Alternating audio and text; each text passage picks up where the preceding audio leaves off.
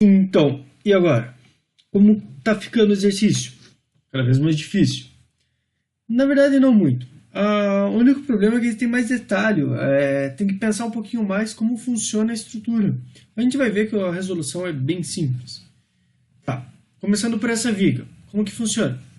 Então, supondo que as vigas emendadas no pilar abaixo estão sujeitos predominantemente a esforços de tração, determine qual a carga máxima a ser aplicada, considerando que trata-se de um aço ASTM A50 e o perfil é o W200 por 22,5, nos parafusos de 15 mm de diâmetro. Certo.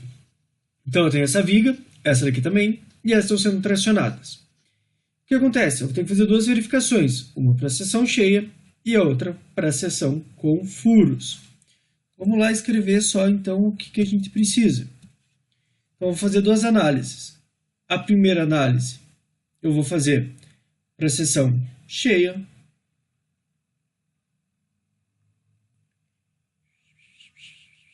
Cheia. E a próxima análise eu vou fazer na região... na seção com furos. Seção com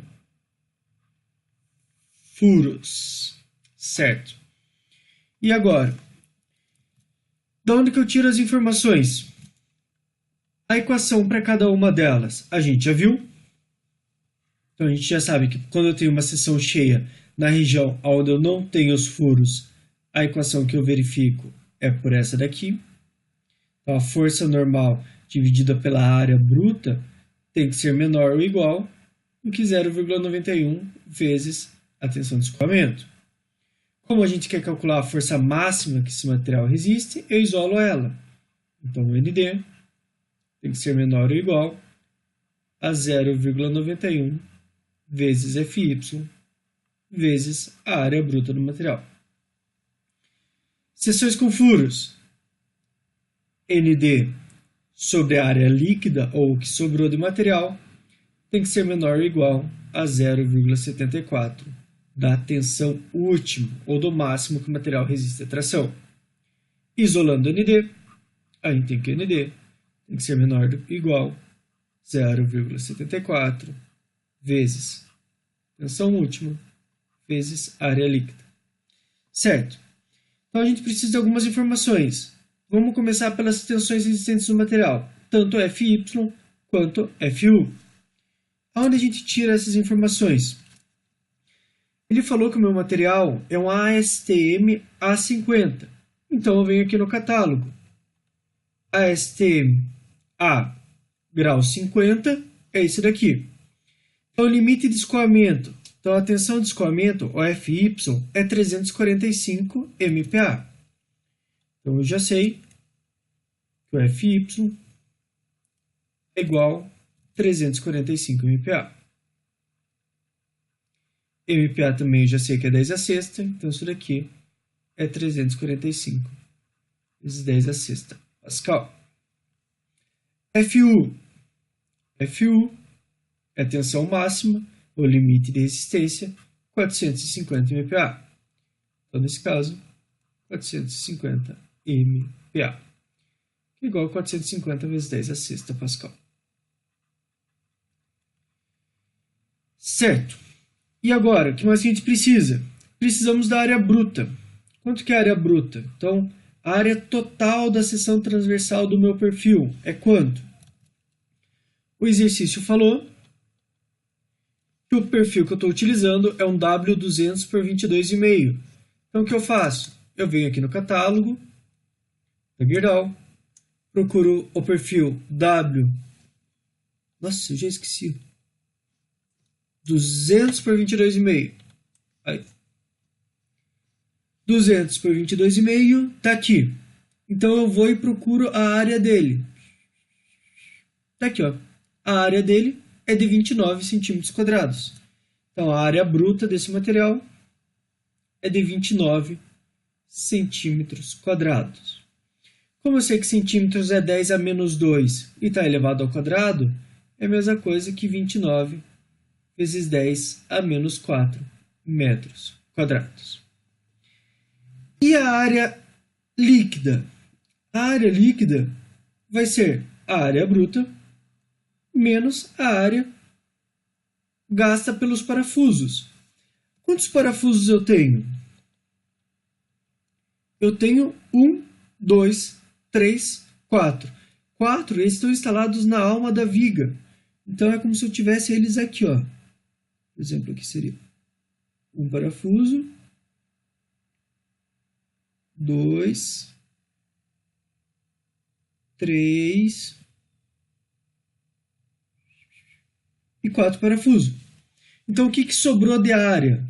O que sobrou de área, na verdade, foi isso daqui. Isso aqui continua, continua, continua. Opa! Não fechei bem aqui. Aqui. Continua, continua, continua. Essas regiões, onde ficaram em brancos, são as regiões que vão ser ocupadas pelo parafuso depois. Então eu preciso descontar essa área. E quanto que é essa área? Bom, o diâmetro do parafuso, o exercício deu como 15 milímetros. E a largura? Quanto que vale essa largura aqui da peça agora? Bom, a gente tem que ver no catálogo. Então aqui, eu venho aqui e eu sei que essa espessura ela é chamada de TW, certo? Então TW, eu venho no perfil 200 por 22,5, 200 por 22,5 e eu sei que o TW vale 6,2 milímetros. Portanto, aqui vale 6,2 milímetros. Logo, a área do parafuso agora é fácil. A área líquida vai ser igual à área bruta, 29 vezes 10 a menos 4, menos. Quanto que é a área de um parafuso? A área que um parafuso ocupa, de furo, que ele gasta de material. Essa areazinha branca é 15 milímetros. 15 vezes 10 a menos 3, porque lá está em milímetro e aqui eu utilizo em metro, vezes uma espessura, vezes 6,2 vezes 10 a menos 3. Só que eu não tenho um parafuso, isso seria a área ocupada por 1. Eu tenho 1, 2, 3, 4. Eu multiplico isso daqui por 4. Logo, a área líquida total da minha viga, do meu tirante, é de 29 exponencial a menos 4, menos 15 exponencial a menos 3, vezes 6,2 exponencial a menos 3, vezes 4. Aí, 2,528.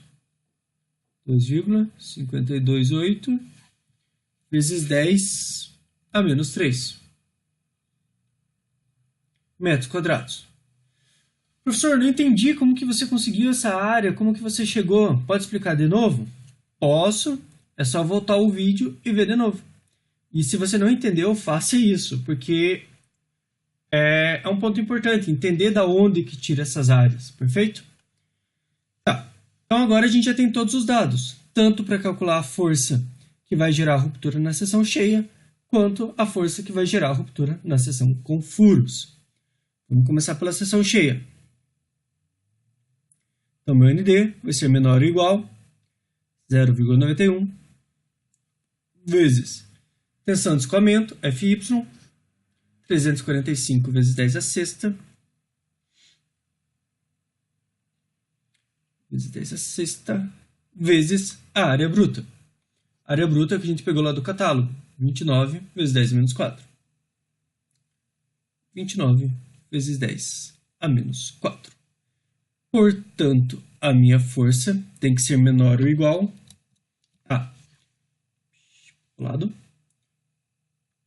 0,91 vezes 345 exponencial a sexta, 345 exponencial a sexta, vezes 29 exponencial a menos 4.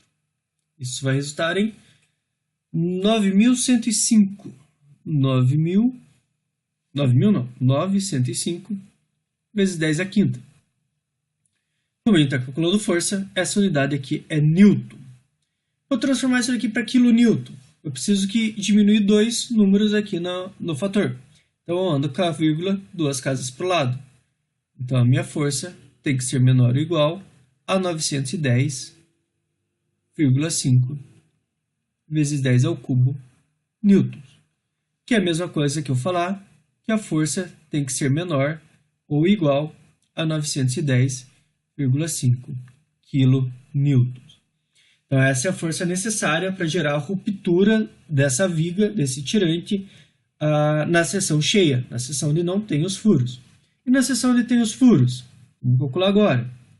Então o ND tem que ser menor ou igual a 0,74 vezes tensão última do material, 450 vezes 10 a sexta, 450 vezes 10 a sexta, vezes a área líquida, 2,528.